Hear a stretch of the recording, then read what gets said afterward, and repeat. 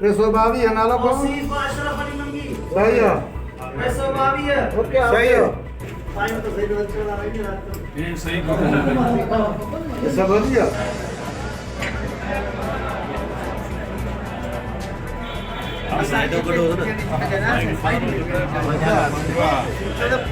काफी साल का पुलिस वो हल्लो ना खाई